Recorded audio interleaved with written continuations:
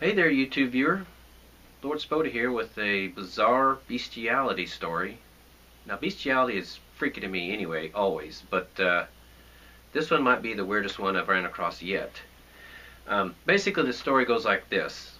In the early 1960s, NASA funded a scientific study in which researchers attempted to teach dolphins to speak. Now, what this has to do with space travel, I have no idea. But anyway, the research was done in the U.S. Virgin Islands, and a particular researcher, 46-year-old Margaret Howe Lovett, was assigned a young dolphin named Peter. Now, Peter was basically the equivalent of a teenage boy, and her and Peter lived in a house alone for 6 months. And what they did was they waterproofed the house, knee-deep, and she would live basically in knee-deep water with this dolphin, Peter.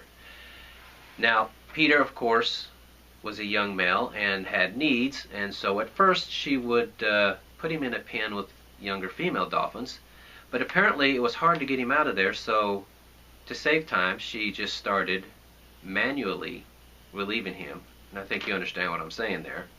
And after a while, that turned into full-blown consensual sex between the two of them. And at first I was like weirded out by this. I mean, how does a human and a dolphin even have sex? I've never seen or looked into this. But after a little research, I found out that dolphins have penises roughly the same size as humans, and the same shape as well. So basically, I guess she would just lay down on her back. She's in knee-deep water. Her head would be above the water, and then that's how the act occurred. Now, this went on for 6 months, and after 6 months, the funding was pulled, and Peter was moved to a tank in Miami. What's sad about that is apparently Peter, the dolphin, was quite in love with Margaret. He fell into a deep depression and committed suicide. It's a sad story, and this woman, Margaret Howe Lovett, has never talked about it. She's never done interviews. She's not let anybody write a book. She hasn't written her own book. She's basically kept silent about it until now. She's 97 years old, and her story is being told in an English documentary called The Girl Who Talked to Dolphins. So be looking for that. It's going to come out in England first. I'm not sure when it will get here to America, but I will keep links below so that we can follow its progress, because that's tripped out and bizarre.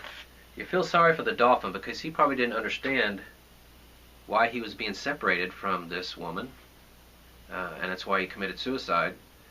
But it's almost, well, definitely probably a form of animal abuse, but at the time she doesn't feel like that's what it was. Pretty shocking overall, I think. But if you have some comments or want to say something about it, well, feel free, and we'll have a lively discussion. Well, with that, Lord Spoda out.